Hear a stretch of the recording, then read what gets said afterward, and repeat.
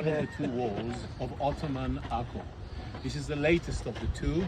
This is the wall built by Ahmad al-Jazar after Napoleon's siege. The idea is quite simple. You can't bombard this wall and hope that it will collapse. It simply wouldn't. It's about 20 to 40 meters thick. There's no way you can destroy it. So this is the latest wall built by Ahmad al-Jazar. Over there you can see the remains of the wall built by Dahr al-Omar before Napoleon's siege. Over there, immediately in front of us, this large building. It's a wall. And by the way, at the bottom of the wall, you see it is slanting, not straight, standing up straight. Why? What is it called? Because if somebody pass from there, they can see it. A glacis, or glacis. Glacis, Glacis, yes. or glacis, if you like to Frenchize it, in the sense of being French, that is.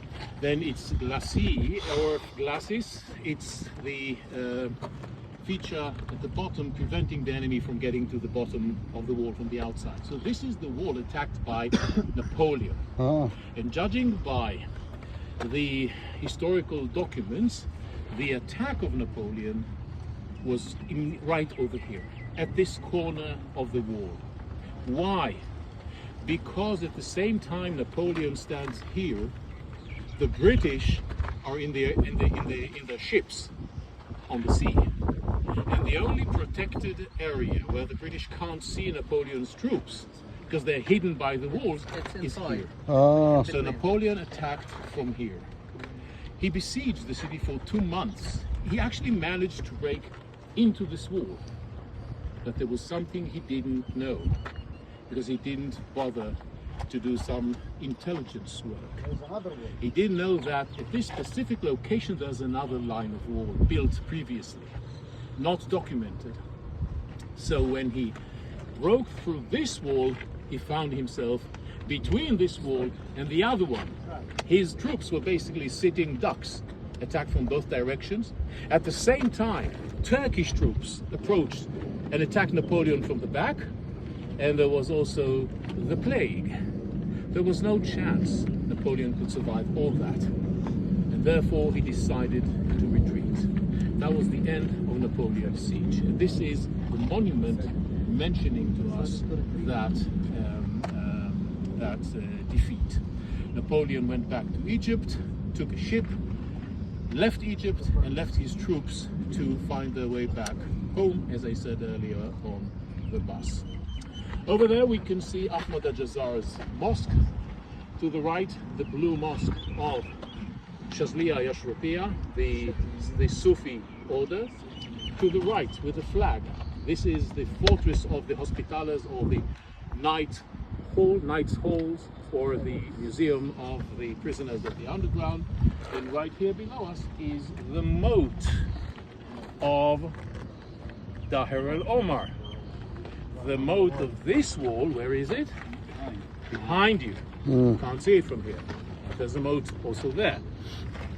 Inside the moat, you can clearly see something is built like a long elongated feature. Channel. It is a channel. It is an aqueduct. Yes. This is the aqueduct coming to Akko from the north. Springs in the north, a few kilometers away.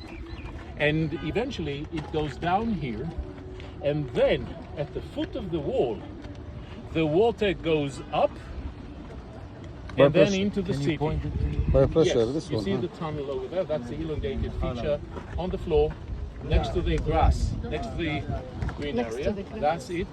And then it reaches the foot of the wall, and then the water goes up. By pressure, you mean? Why do water go up? Usually water don't go up Because of the topography it's of the against area. laws of physics. But it comes from a higher level, a higher elevation. It goes down in a pipe, Slope. and then down to here, and then up again. So Siphon, this is siphon. a siphon. Siphon, yes. To be more precise, an inverted siphon. A siphon is like this. You have that in your Yes. toilet. This is an inverted one, Anyhow, it's the same principle. We call it, in English, we say, water seeks its level. To make it simple, okay? People don't understand what are siphons or whatever. Water seeks its level. It begins high, eventually it would go high as long as you keep it inside a tube or a pipe. If there's air coming in, it doesn't work. So this is a beautiful example of that siphon, and then into the city and diverted into different places. One nice portion of that tunnel, of that aqueduct, can be seen today in this modern building of Anna Inn. The Inn of Anna, as I mentioned earlier, Oh, the hotel. was built on the ruins of Khan el-Hamir, okay, the Khan of the donkeys. And today, if you go inside, you find two things. Donkeys. One, you find, no, not the donkeys, but you do find the aqueduct, and you do find excellent, clean toilets. So remember that, because water seeks its level, people seek their toilets. When you are with a group, you need to find solutions for that need. And finally, before we leave this place, over here you can see the entrance to a beautiful museum. It's called Treasures in the Wall.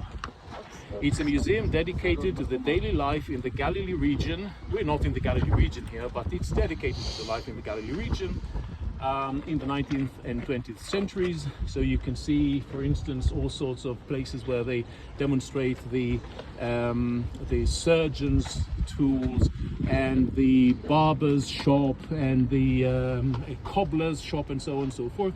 It's a nice museum. Guiding there costs money.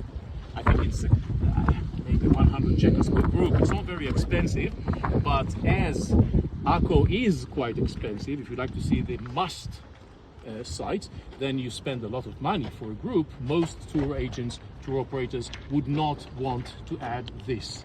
So unfortunately, you'd usually not visit unless you guide local Israelis. They're interested in everything. If they pay from their own pocket, obviously things are different.